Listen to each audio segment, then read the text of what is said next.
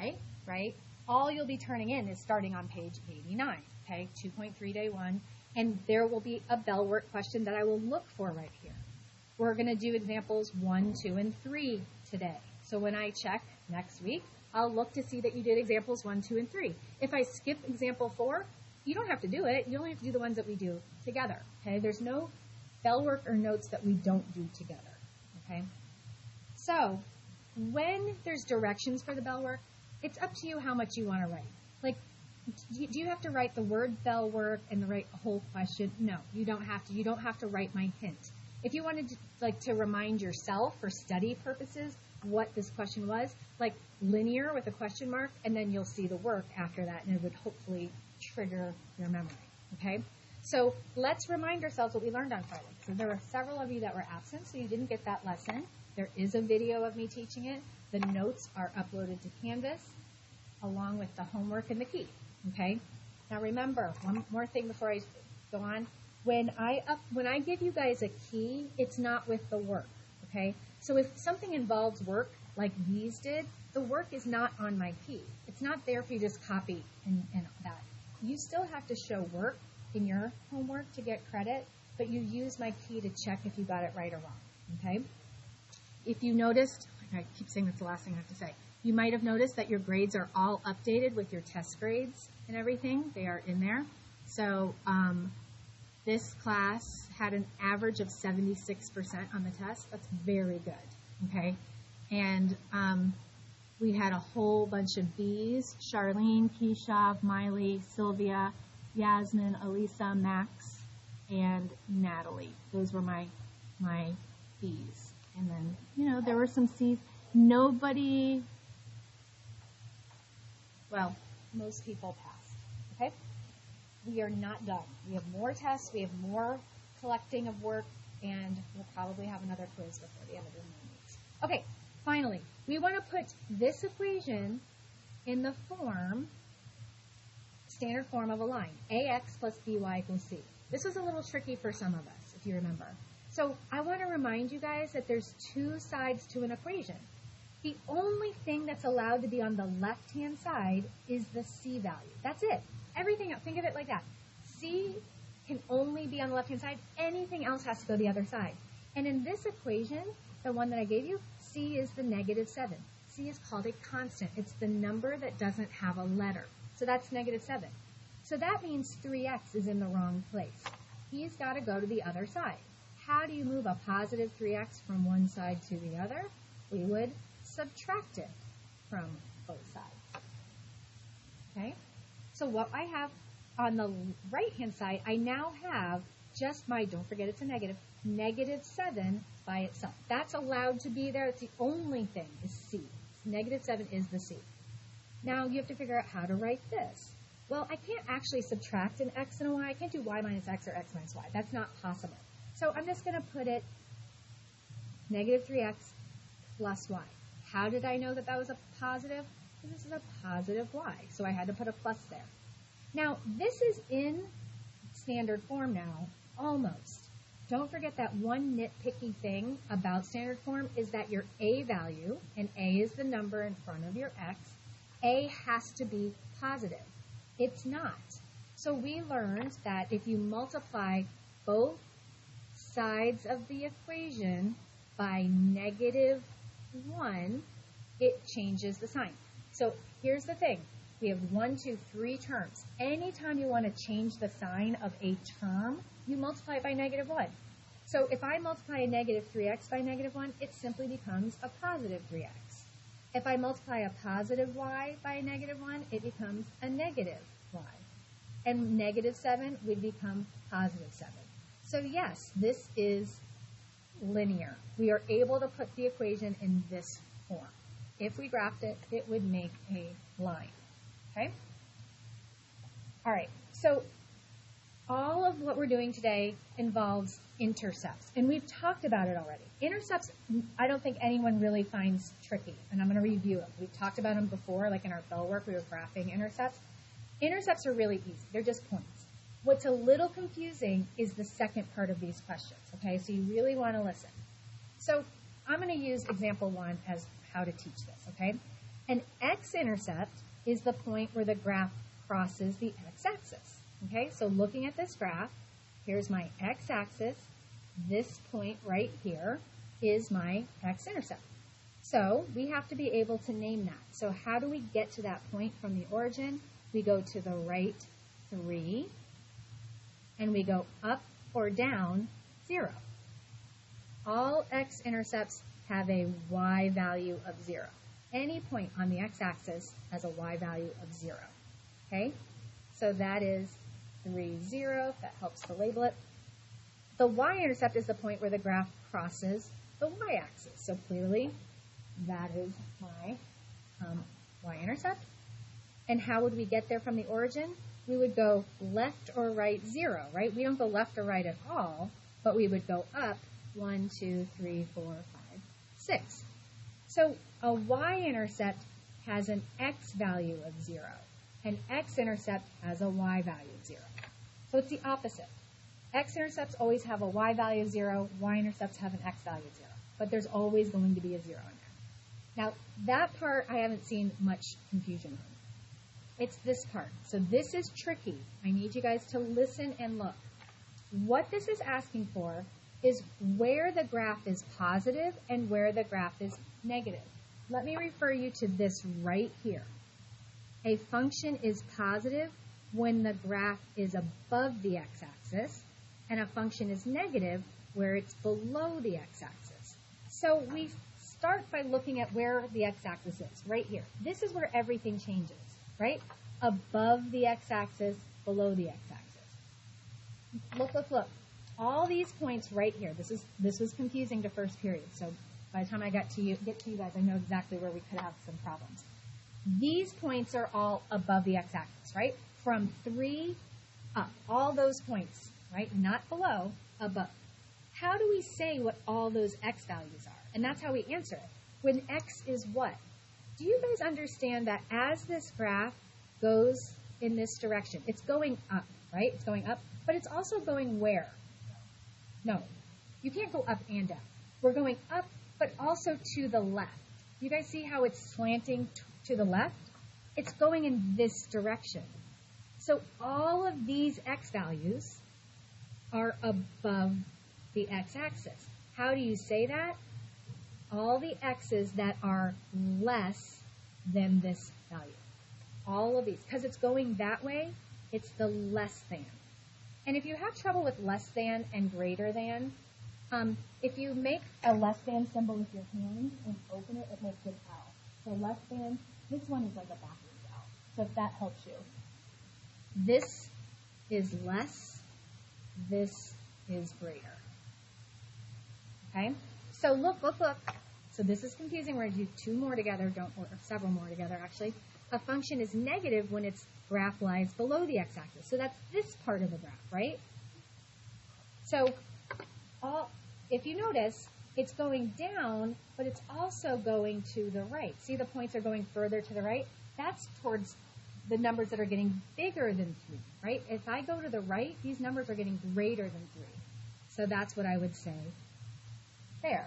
All the numbers greater than 3, 4, 5, 6, all these are greater than 3. Okay? So this is a multiple choice question here. Use the graph to estimate the x and y intercepts and where the function is positive and negative. Okay? So pick which one of these, A, B, C, or D, is naming these as your x and y intercept and say where the graph is positive or negative. That's a lot. So first, narrow it down by intercepts. Okay? So think about it. What is this point?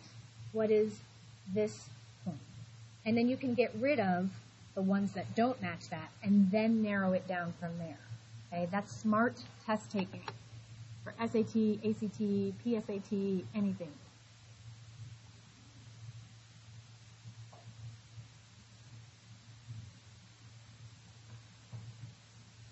Did anybody come up with an answer for this? I know I didn't give you a ton of time. No. Anybody come up with an answer? Max, did you?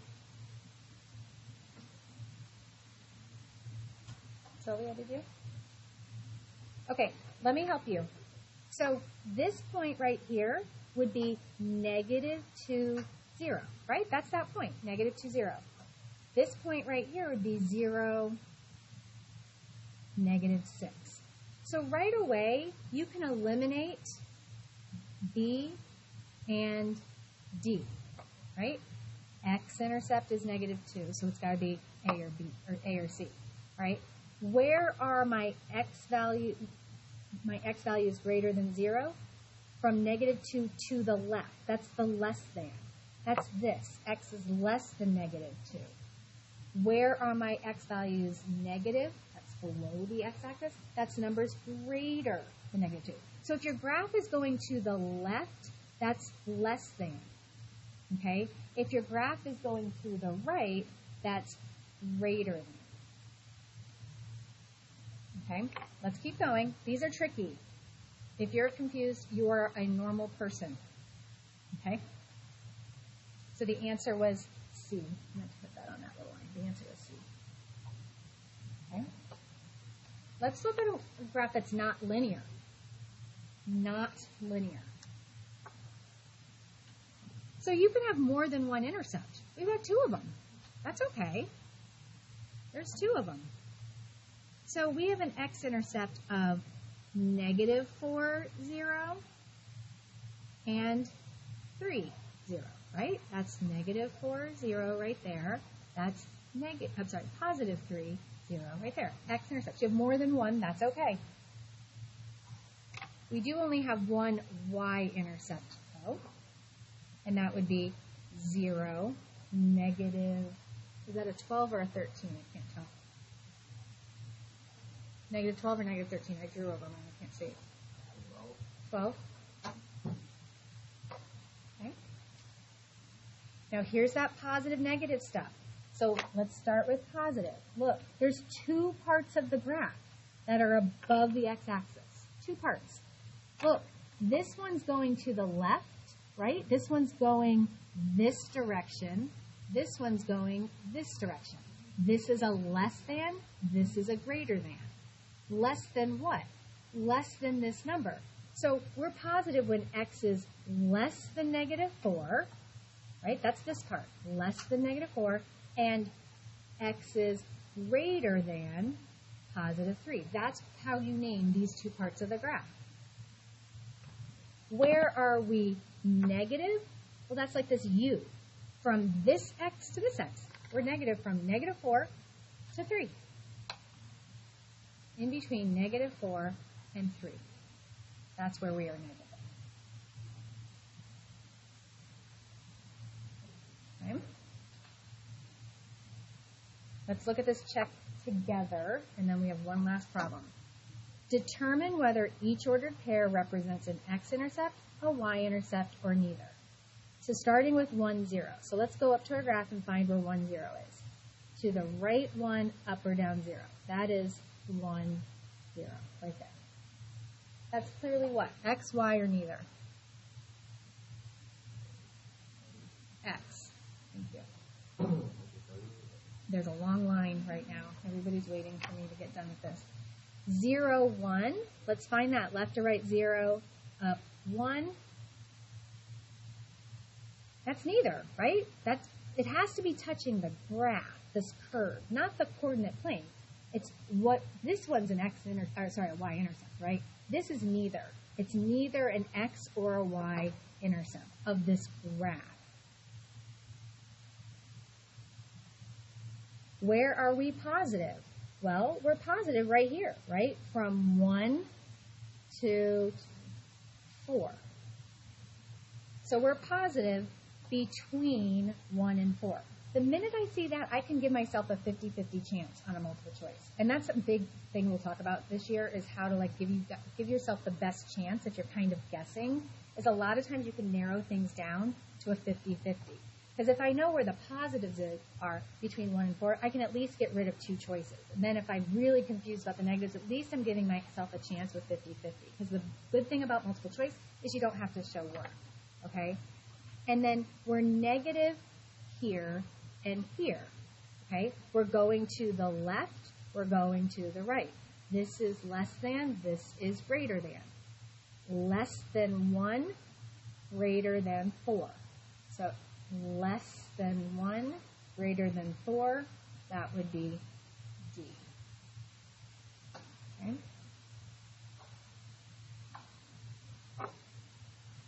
And last question.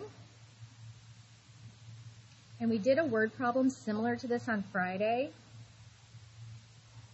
You know, we always have to have real world problems in this class.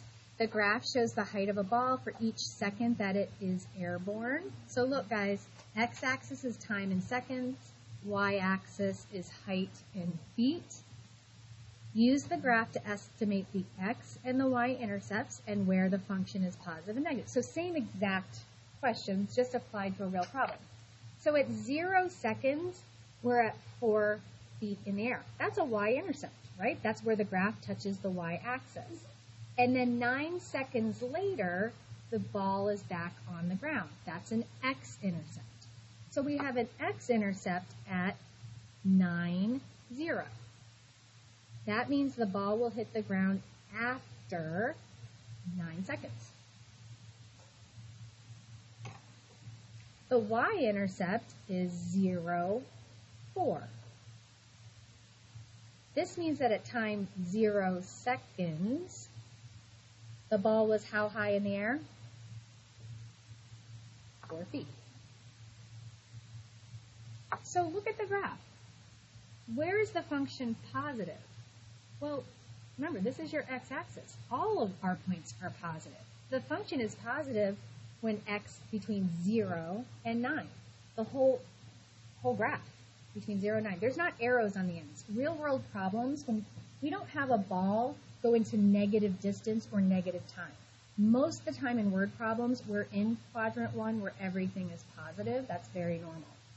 So this means that the ball was in the air for 9 total seconds. No portion of the graph shows that the function is negative. There is no negatives in the word problem. There's exceptions to that rule, but most of the time we only have positive numbers in a word problem, right? So we're going to go to the page where your homework is, your classwork is, and I'm going to help you get set up. Page 97. My advice, guys, is to circle the problem so you don't do more. Remember, I don't assign busy work. If I assign them, that's because they're important. I could have said do 1 through 10. I don't need you to do 1 through 10. So just circle the ones, and that way you will know not to do the other ones. And this is how you're going to set it up. X-intercept, y-intercept, positive, and negative. And you'll do that for all of these problems. Now, these graphs are not friendly. When I call graphs unfriendly, it's because they don't give us good points. Like, do you see how this graph hits the x-axis not at a really nice point? You're estimating anyway, so don't stress about that too much, okay? That one I would almost call just like -1, okay? I could call that -1. You could make it a decimal if you wanted to. So that's my x-intercept. My y-intercept looks like it's right there.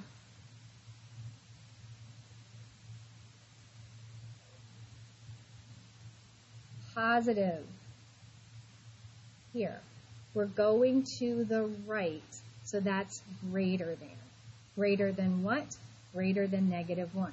So x is greater than -1. Anywhere above and to the right is going to be greater. And then below is, so we're going to the left, that's less than. Think left, less than. But it's still that same number. That's where everything changes, right, on the x-axis. This is where we either are positive or change to negative, right? So that's how you're going to set up these problems. Okay? And I'm going to give you a chance to work. Delaney, go real quick, okay, because there's a line. Yeah. Who? No, that didn't work out last time, remember? Say it again, I'm sorry.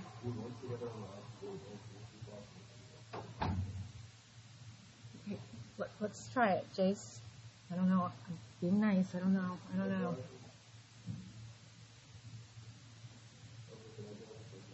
No, there's someone in front of you.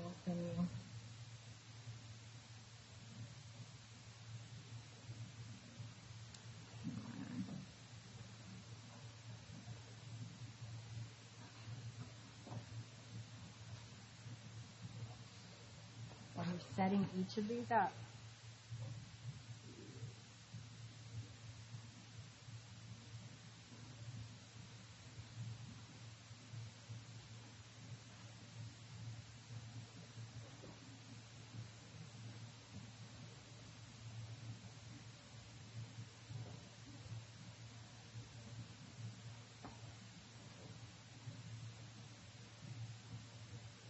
And then number 10 is that's what you're setting up every time. And before I put the key up, I want to see those.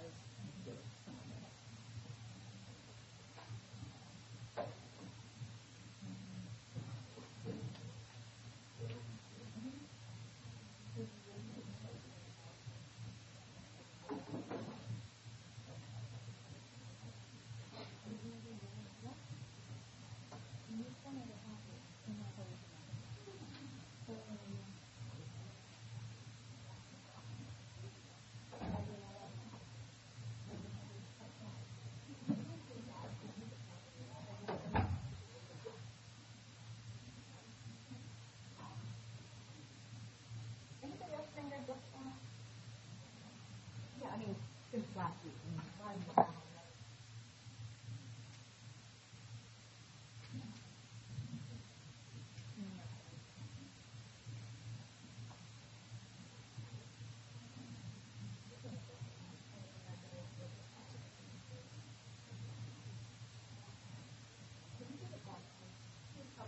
So that might be.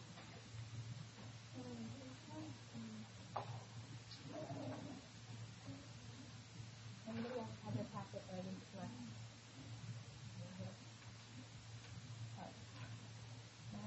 Oh, you didn't turn it.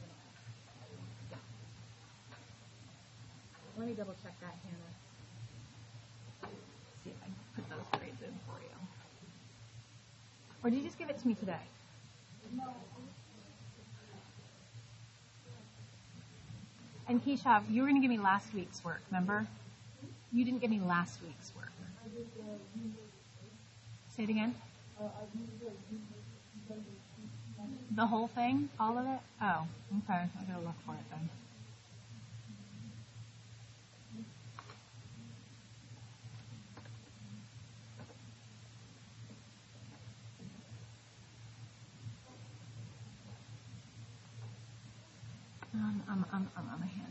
Hannah.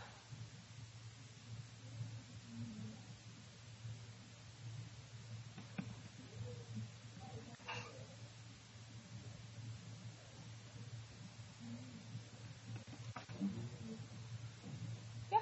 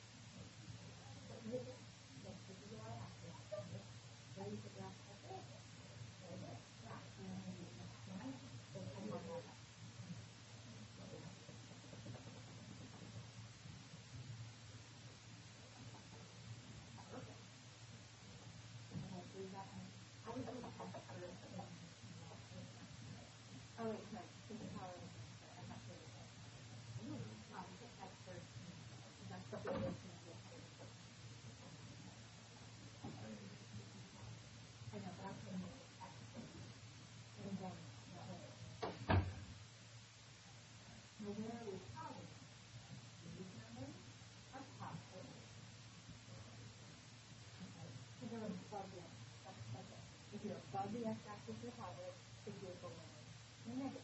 So all of this is negative. Now how do you say that?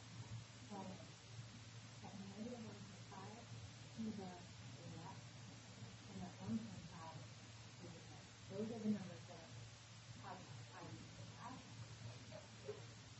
So this one to the left is on the left.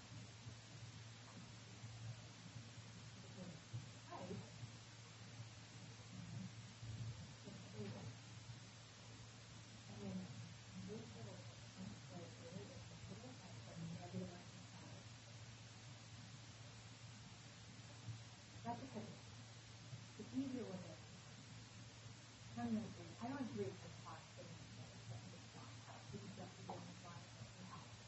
so I would say more importantly, you know, understand that it's related. It's tricky, but it's not. It's not different. It's going to be on the test.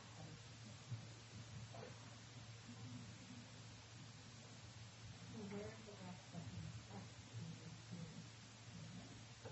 So,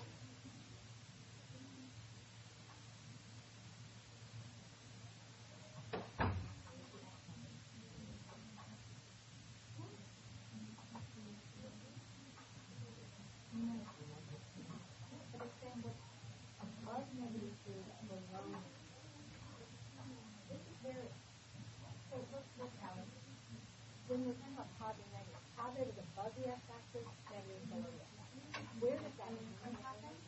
At this